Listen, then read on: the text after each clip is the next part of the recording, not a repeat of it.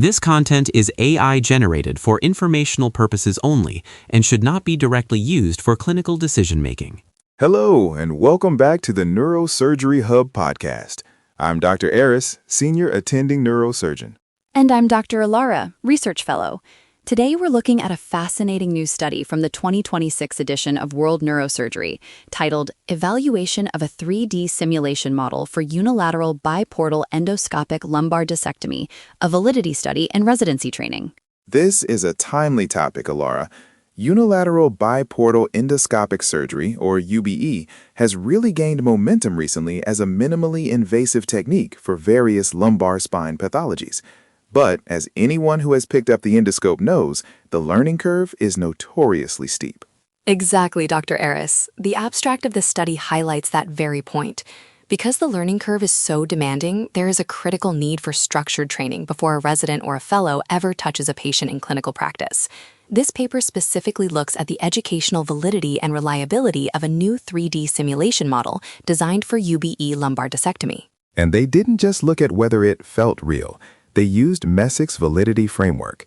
For our residents listening, can you break down why that framework is important for a study like this? Certainly. Messick's framework is essentially the gold standard for validating assessment tools in medical education. Instead of the old-school face validity, where we just ask if it looks right, Messick's framework looks at multiple sources of evidence. This includes the content of the simulation, the response processes, the internal structure of the data, and how the simulation results relate to other variables, like the actual experience level of the surgeon. That's a crucial distinction. In neurosurgery, we need to know that a simulator actually differentiates between a novice resident and an expert attending.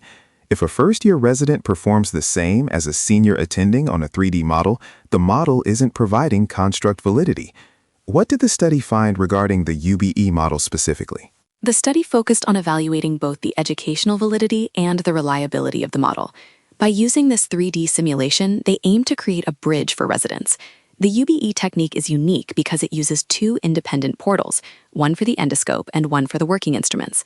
This requires a high level of hand-eye coordination and spatial awareness that is quite different from traditional tubular or uniportal endoscopic surgery. Right. The biportal aspect means you have more freedom of movement, but it also means you have more ways to get into trouble if you haven't mastered the triangulation of your instruments. Precisely. The authors argue that this 3D model allows for the repetition necessary to flatten that steep learning curve. By validating the model according to Messick's framework, they provide evidence that this isn't just a plastic toy. It's a reliable educational tool that can be integrated into a formal residency training curriculum. I find it interesting that the study was published in 2026.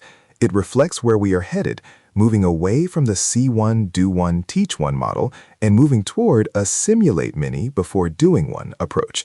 For a resident, being able to perform a discectomy on a high-fidelity 3D model means they can understand the tactile feedback and the visual angles of the UBE approach in a zero-risk environment. And the reliability aspect is key. For a simulation to be effective in residency training, the results have to be consistent.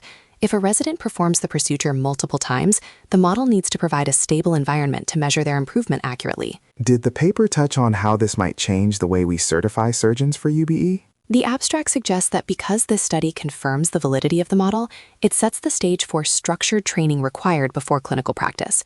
It implies that we are reaching a point where simulation proficiency might become a prerequisite for performing UBE in the OR. It's about patient safety at the end of the day. If we can prove a resident is proficient on a validated 3D model, the transition to the human spine is much smoother. Definitely. It's a significant step forward for spinal endoscopy. The study concludes that this 3D simulation model for UBE lumbar discectomy is a valid and reliable tool for residency training, fulfilling the rigorous criteria of Messick's framework. Excellent summary, Alara. To our listeners, if you're looking to incorporate UBE into your practice or your program, looking into these validated 3D models is a great place to start. That's all for today's episode of the Neurosurgery Hub podcast. Thanks for joining us. We'll see you in the next one.